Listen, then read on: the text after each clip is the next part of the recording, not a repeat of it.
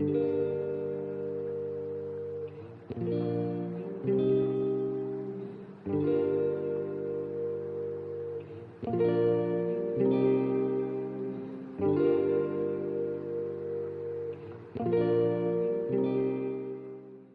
listening to Uncut Melanin, giving you life from our perspective. Okay, we're recording. What up? What's up, Pat? How you doing? I'm good. I'm down for another episode of Uncut Melanin. Welcome back to Uncut Melanin, episode 2. Yes, Okay. indeed. So how you been? Oh, I've been good. Jeez, it's been a long time since we've seen each other. Yeah, about 2 weeks. 2 weeks. I went to Trinidad, How was that? It was good. I went there on some business, but, How much money you made? No, I'm just kidding. How much money you made? Wouldn't you But like was to it know? worth it? It was most definitely worth it. That's what's up. And I love Trinidad, it just has a different vibe. Gotta be hella different. Hopefully one day we'll do a show from there. Yeah, off the beach. Yeah. Beautiful view. That'd be nice. Yeah, gotta be. 100%. What about you? What you been up to the past 2 weeks? Back to work, working hard, and then end up getting sick this week that passed. Aww. Right before the holiday. Like, That sucks. yeah, you try to... Did you even taste the food? I ate good, but I don't think I had like the full effect of it, like, during the holidays. But I'm good. I'm completely back to 100% after. Yeah. But whatever, don't matter. I'm through it. Okay. All right. Well, glad to see you. Likewise. Yeah. Oh, what else? What else is up? Nothing. Okay, we're gonna do the business. Yeah, let's talk about... We're gonna promote some businesses. Try to promote every week because that's how we help each other. Yeah, definitely. I'll probably have to look out for Okami Luxe Clothing. Okay. Somebody I went to school with back in the day, and I just been watching her do her thing. And every day I probably see something new, a new piece. Her Instagram is always just letting everybody know that she's just out here hustling. So Okami, yeah, shouting you out. How do we get in contact with her? Does she have an Instagram? She does have an Instagram. It's Okami Luxe Clothing. And I also want to look out for somebody I see very ambitious, doing his thing. Nikon Poppy. That's my fellow cousin.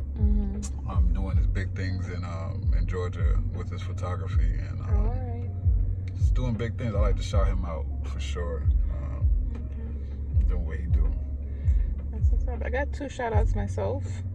Today I did a photo shoot from trying to get a portfolio together.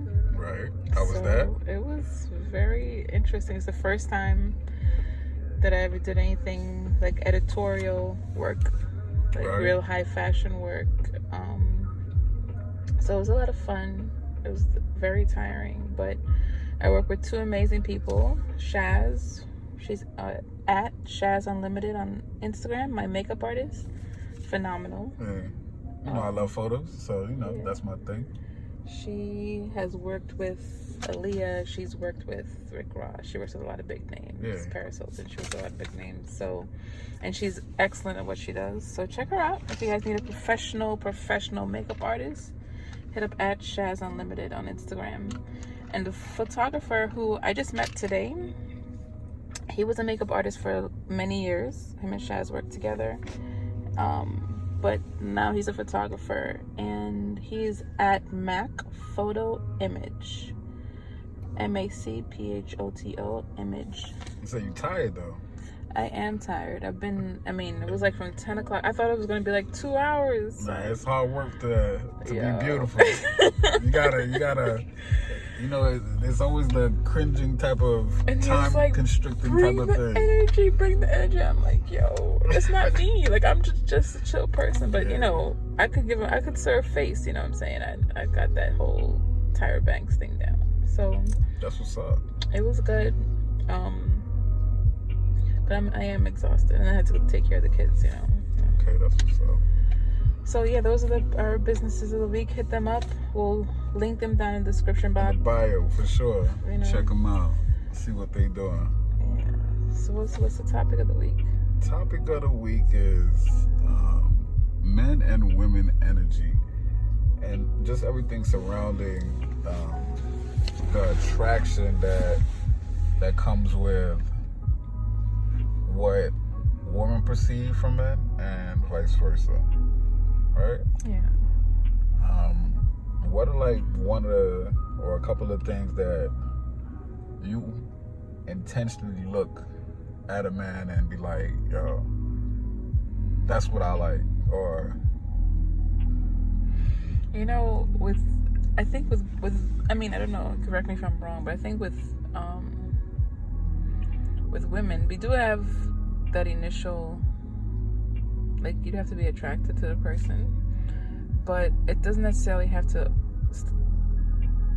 Women look at more the character and how a man moves. I think for me, a big thing is a man that says he's going to do something and he does it. right. Like that follow up, that follow through, that integrity. That's a big thing for me. Like, just to know that you can count on somebody, you know. For sure, I think so. Integrity means a lot, just all the way around. Like, you know, if I say that, hey, I promise you this, or I'm gonna make this come through, you know, don't bullshit and just say some out of the box type of thing, and it doesn't ever, or you're not really pushing for it. Like, nobody wants that, but definitely when a man says it, like, oh, like, if she's really looking out for you and it doesn't come through, I could imagine that being like a hell of a turn off, like off rip. Just get completely disengaged. Yeah. You know, but yeah, I like somebody that's, and then I think that leads into, you know, being somebody that you count on also means that, like, they take care of themselves. You know, if somebody takes care of themselves, they're gonna take care of you. Definitely. You know. So I think that's a very good point. Like, you watch the mannerism of an individual. That's why it's like definitely important to, like, you know, work your way with people and don't just jump into shit. Because if you see how the person carries themselves, then you have like a great insight to, like, yo, this person, you know, if they're doing this for themselves, I'm not saying that they have to do what they're doing to themselves to you, but that gives you a inclination, like, yo, I know that this person is ambitious. Right, exactly. That person has a set mindset of what they want and they're after it. That's definitely an attraction. So vice versa, where it's like an ambitious woman will be like a very energy that I would want. Like, wow, okay, that's what's up. I like that. You're doing this, you're doing that. Yeah. That's what's up. I hustle. Yeah. You know, when you have an individual that is lacking in just doing things, I mean, those are telltale signs of, whoa, I might want to just kind of like, let me get to know a little bit, because, you know, people go through certain stages and you might meet them in a stage where they're not at their ambitious stage, but usually the ambition should be there, that you can see something that's driving them to be somebody. You know what I mean? So that's an attraction that is important to me and many other people. Some people don't even need certain things like that, but for me, gotta be on the move. Yeah, it's nice. You know what I think? I think a part of it is too that, like, it's nice to know that the person has something outside of you. You know, that they have their own life and they have their own things that they're doing. Because when somebody is like, they don't have anything going on, they're just going to be up under you all the time, or harassing you all the time, or you definitely don't want either somebody that you're with or somebody you're trying to get to know feeling like it's just lingering, just attached to everything that you're doing. And you know, they say absence makes the heart grow fonder. I think, like, having that space, having a space in a relationship for, you know, for yourself, and having your partner have a space for themselves, you know, kind of keeps the magic alive. It keeps because then you get to miss them. You wonder what they're doing. You know, you get to be proud of them. You see them achieve things or whatever. You know. Yeah, that's true, and I think that's hella important in the beginning because, like, when you're in a relationship, one, but when you're not, like, when y'all not heavy, when y'all, especially if you're not living together, that not seeing each other wants you to want to see that person. So that space is in the beginning. It's like pulling. Like magnets, like, you know, you just want to see that person, but you're not always with them. So, same thing once you get into a full-fledged relationship, you got to find a way to do a lot, but then kind of separate what it. And everybody's different, but it's still important to be able to have your own things going on. Yeah, like a balance. I definitely agree. It's definitely important. You know. So, what do you think? What is one thing that you think a man brings or provides or gives to a woman or brings to a relationship? Like what's the masculine energy? I'm an 80s baby, right? Growing up, seeing how things was in the 90s and seeing how things are. I think all around is usually security. Security of a woman feeling safe.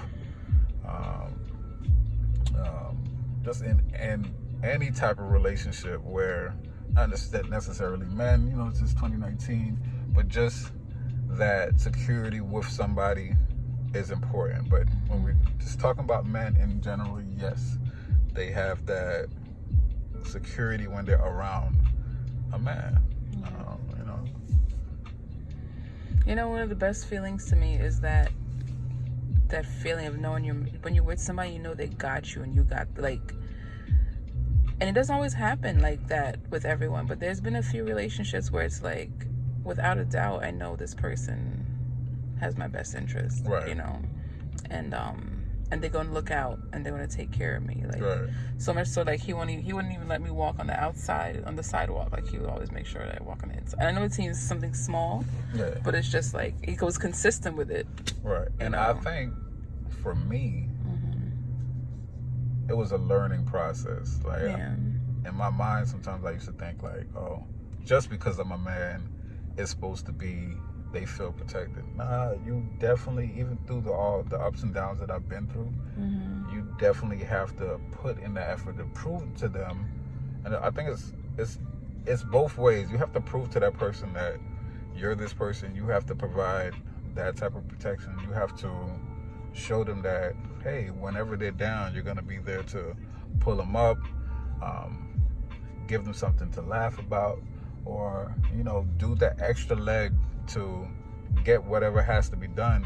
Right. And, you know, I think that all falls under that security space. Like, yo, just making sure like I'm good, even if I'm down and I feel like shit, you know, you're going to be down for her. And, nobody wants a punk. Nobody wants that, you know. That's just what it is. But like I said, it's a learning process because I think I took advantage of a lot of things, and ending things in the way it did.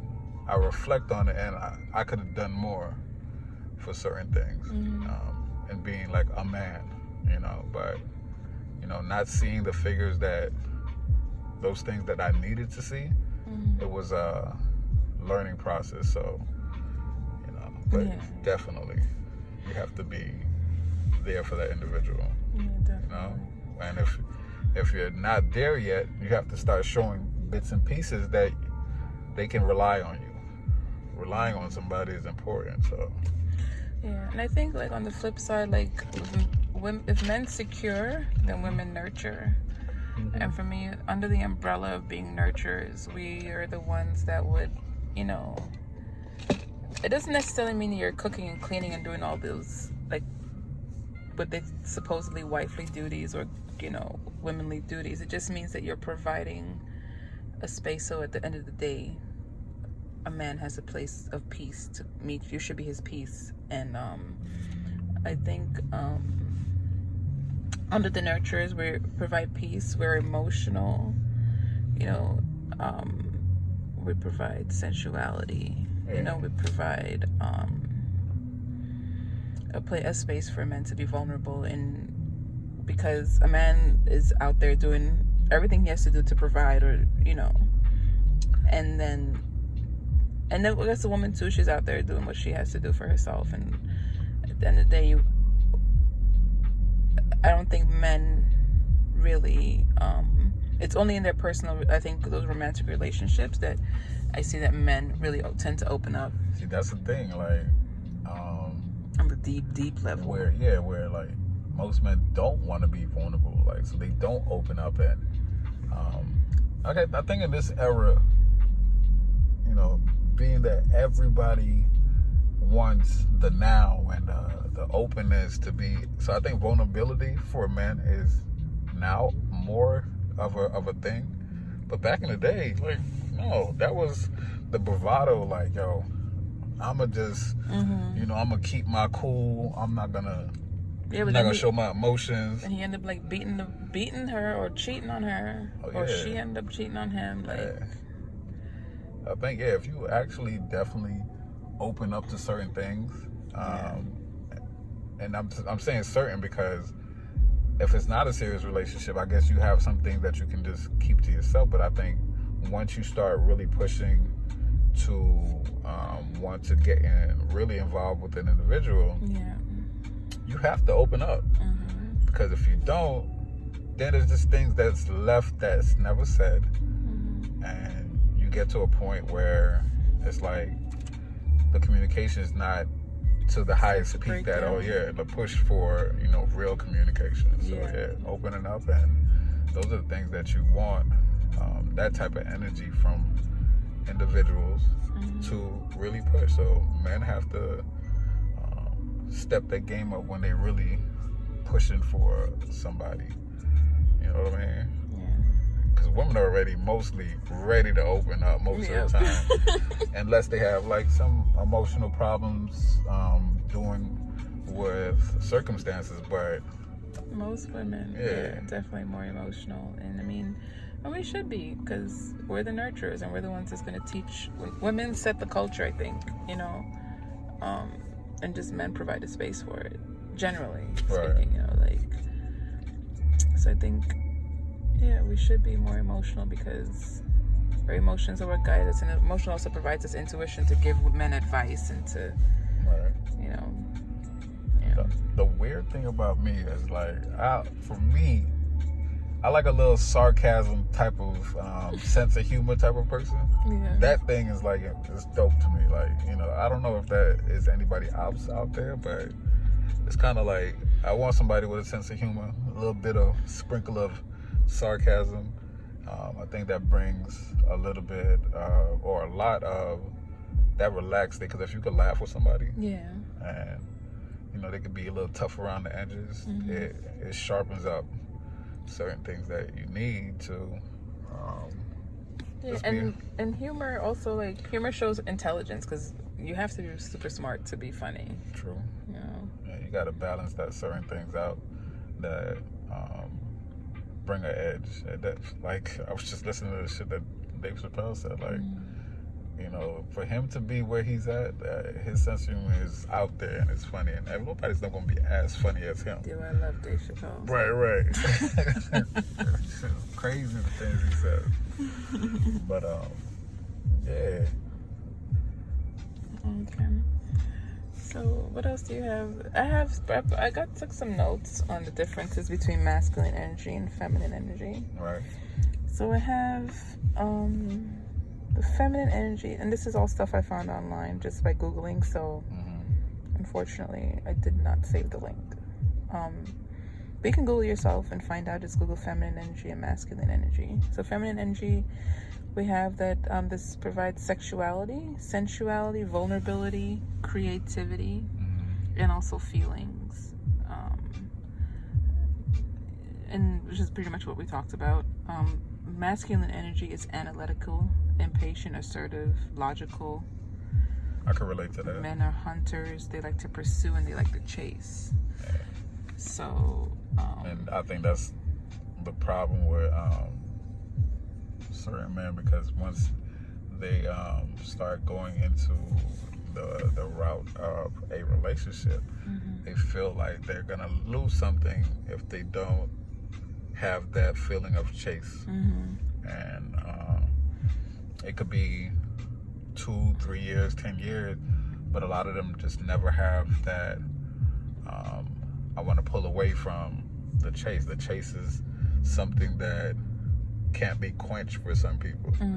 So yeah, men have that where it's like, I want to, even though I'm straight here, I see that over there, and I want to see if I still got it, or let me see if I can get to that point. And they have women like that too, that super happy and where they at with no necessary problems, that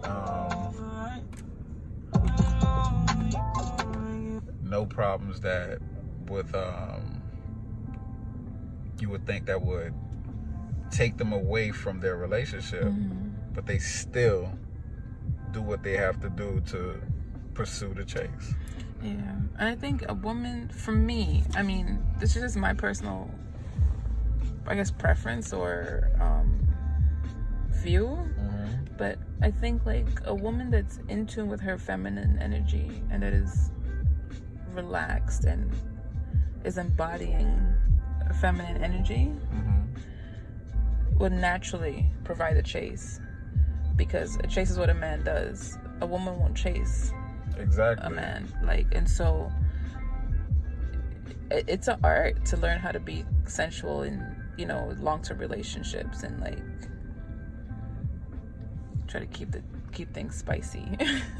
It is. Keep him interested. For some it's easier, but then for others it's like, if you're not practicing to really push to really make those things work,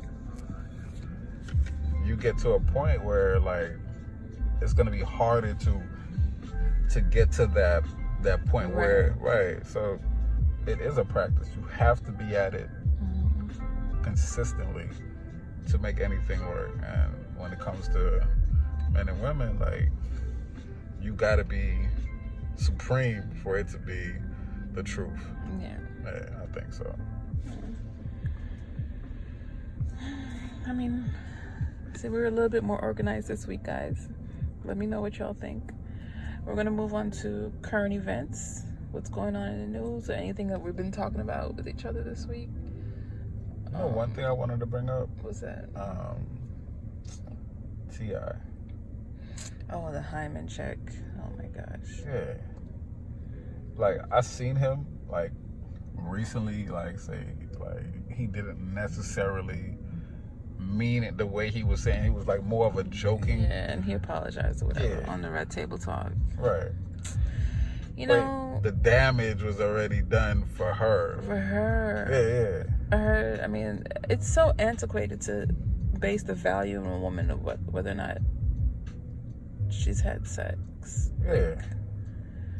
And then not only that, I think it also it diminishes her sexuality, and I think that's a big thing. Women, we're supposed to be sexually attractive, but also somehow sexually repressed. We're not supposed to have sex. For sure, that's especially for fathers. They feel and I looked at, how old was she? She's 18 now, but she wouldn't. I don't think they do it now, but I think when she was a teenager is when that was happening. Right. I mean, it's so iffy. I mean, because I've raised 2 girls, but in the mindset of a father, that they're yo, nobody's touching her until she's 40. You know what I mean? None of that is happening. And in reality, around 16 or 17 is when most people are having sex. Right, and they're promiscuous, and I think you just have to really push the knowledge to your kids. To just have them protect themselves, and not just STDs, but protect themselves emotionally, and 100%. Protect their spirit or whatever. It's a fine line, and I feel the same way for boys as girls. I have 1 boy and 1 girl. Right. So I feel the same way, and I would like to think I hold them to the same standard. They're still very young now. But, excuse me. I just think that I wouldn't want my son out there, absorbing all these, because every time you have sex with somebody, you exchange energies, so you absorb all these different people's energies, and then you off one day, you don't know why. Yeah, you know that's what I mean? definitely something that, being that we're on the topic of energy, when it comes to sex itself, it's like the minute you're intimate with somebody, whatever energies they have, you're absorbing that. There's no question about that. I mean, you absorb energy just by being around somebody. When it comes to sex, it's like even deeper. Somebody's mad stress, you know, your energy might be something that they need, but sometimes it might be something that you absorb, and it's like, you know, why am I off like this after? Exactly. And those are the things that, you know, people don't really speak about, but I mean, you know, it's necessary, you know, to communicate with somebody. And, you know, sometimes it is the equation to relieving that type of negative energy that you may have, vice versa. But those are the things that we talk about when it comes to relationships that's important. And just seeing how he was with her about that, I don't say that he's wrong at all, but he's just hella protective of somebody that he cares about. She just went about it the wrong way. I mean, she's 18, and if you think about it, in the past 20 years alone, the world has changed drastically. Oh yeah. You know, so it's like unrecognizable. With everything. So like, TV. I know he was just doing the best that he could at the point. It's like what he thought was best. I kind of feel like, you know, maybe he wasn't. He just didn't want her to date anyone that was like him. You know. Yeah. You know, because he knows what men are like, or what boys are like at her age, or what he was like at her age. You know, True. I don't think all boys are like that, but you know, so it just might give him something to think about how he treats women, and you know, the red table talk was good though. Yeah, it's something that he needed, and they had the platform to give him the opportunity to let everybody know that he mean it the way he was joking. His sense of humor wasn't as funny as he thought, because you know, like you said, everything has changed, and because everything has changed, news gets to everyone so fast that, you know, something that you say that might be, you know, I make a lot of jokes, but I'm not super concerned about my jokes. But I think when you're on a platform like him, everybody takes his shit. Everybody's just waiting for you to fall on your slip face. up. Like, and even the Dave Chappelle said, he says, you know, I ain't have nobody really get at me yet, so we'll see. You know, because the minute you say something that somebody doesn't like, because everybody has something that they don't like, super sensitive era. And I'm not knocking anybody, but it is super sensitive. Like, you can't really say much in the public eye, whether it be sex, whether it be politics, whether it be your opinion on color. If I say I like blue, oh, why does he like blue? Like, what about red? What's wrong with red? Yeah, so it's like super sensitive. Like, shit's crazy, you know, to everything that it goes on. It's this era, because they have access to anywhere in the world, anything that you write or post. When you're at a level like him, you might be doomed, or it might help you become more successful.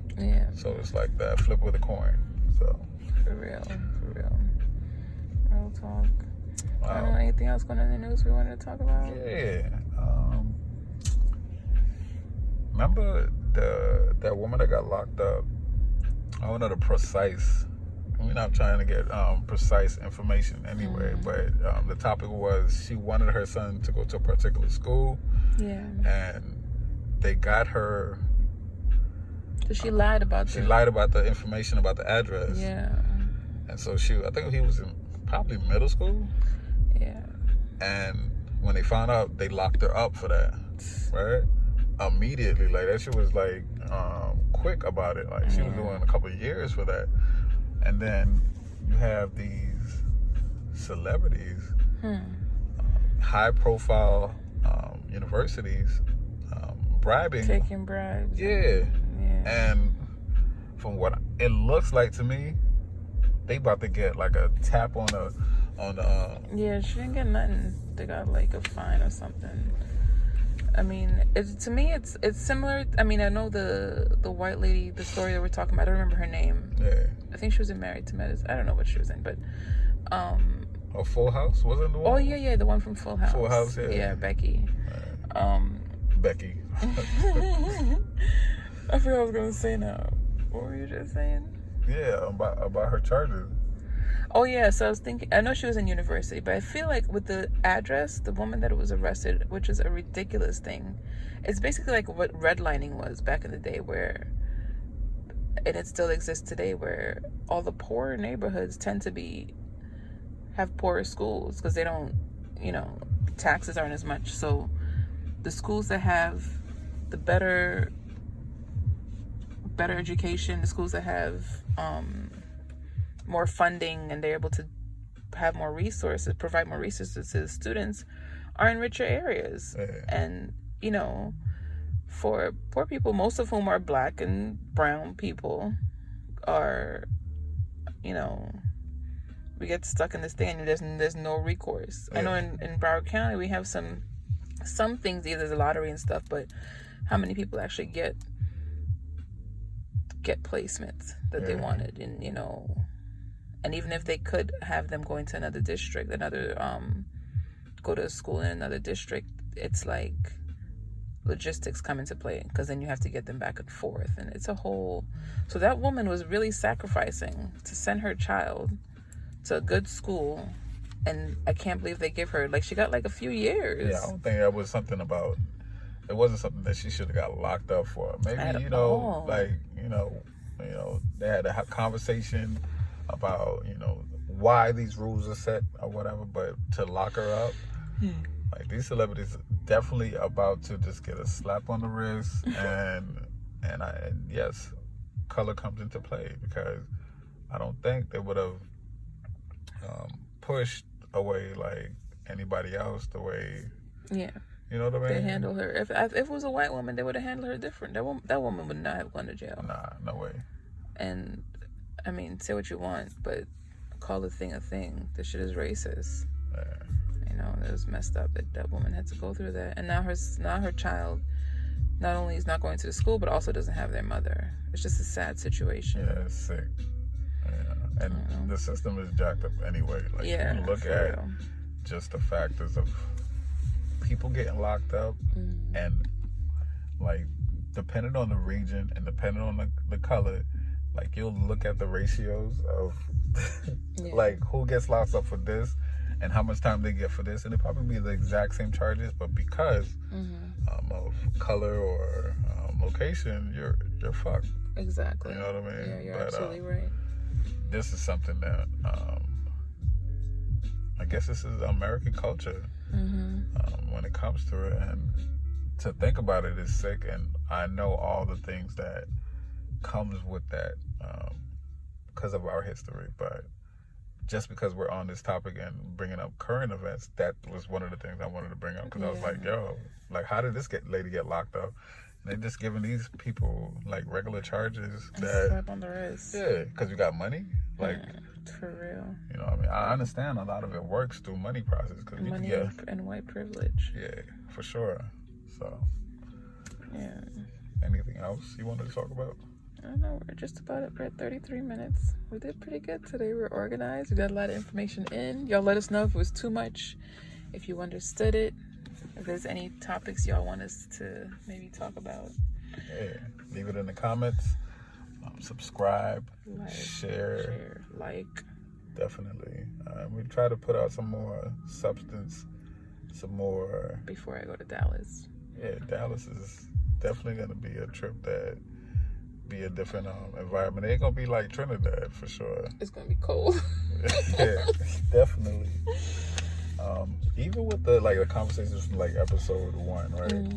People said our chemistry sounded I don't know, chillaxed or whatever it was. Like I just heard different things, and we're just two sexy motherfuckers. That's all. I didn't mean to sound sexy. I guess it was people wasn't feeling that, or some people were feeling it too much. I don't know, but it was funny just to get the reactions. But keep it up. We like the reactions. Yeah, good or bad. I'm down. I was impressed that just hearing people's opinions just about our conversations. Yeah. You know what I mean? So it we means have a lot. some dope conversations. Definitely. So be on the lookout for other episodes, and we'll keep you in tune. Uncut Melanin. Signing out. Signing out.